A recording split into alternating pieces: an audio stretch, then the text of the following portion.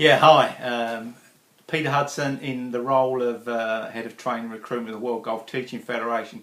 Just back from a really incredible training at the Draycote Hotel in Dunchurch, and our personal Facebook site has been awash with testimonial of how inspirational the training was.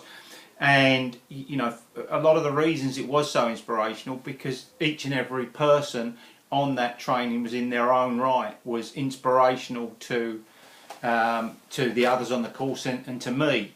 So I just really quickly want to say thank you to Mike Hawley, who took time off from a university, from his work in university through his summer holidays to come and learn. I think, you know, somebody that's already going for a degree that then wants to come along and learn how to coach golf and care for others is great. James Yeoman flew all the way from Dubai to be with us, satellite tour player, seeking now to turn his skills from playing into coaching.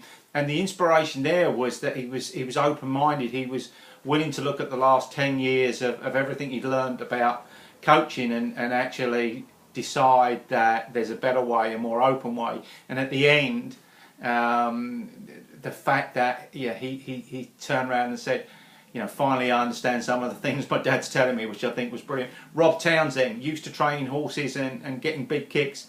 Wow, now how many kicks this guy gets. He keeps on getting up on that horse, and he, if it takes, however long it takes him, he's going to become a golf coach. Tony Layton, coming from a really good management and coaching background in the business sector, able to bring his skills and be inspirational to others, but also understand, wow, how much more he's learned just through trying to be a golf coach that he could actually adapt back into the business centre.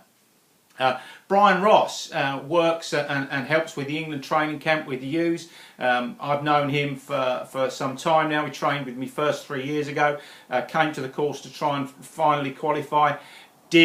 Was inspirational in his display of how to use instinctive golf methods, learnt from Kendall. But more than that, had actually admitted that his mind was pretty closed 3 years ago, and now it's far more open. Helen Van Patten, who, if you want to buy an impact snap, great training aid, she's the one to contact.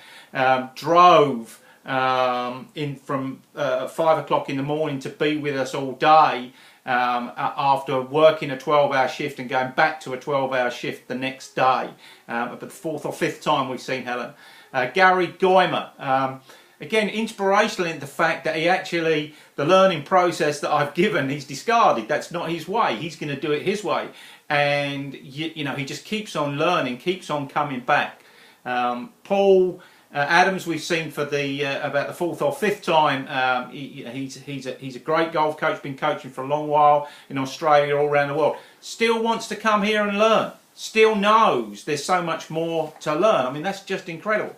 Marcel Bow drove in from Holland to be with us for the third time, and again he's inspirational to so many in the way that he's taken club fitting and then he's turned that studio also into a coaching place, and he is just so inspirational to every stage 1 and stage 2 and stage 3 coach. He keeps on posting on Facebook. What a guy. And finally Jeff Baker, who you know, the thing I loved about Jeff Baker is Jeff Baker stood up at the start of the training and said, I am going to become a golf coach. It's so written in stone.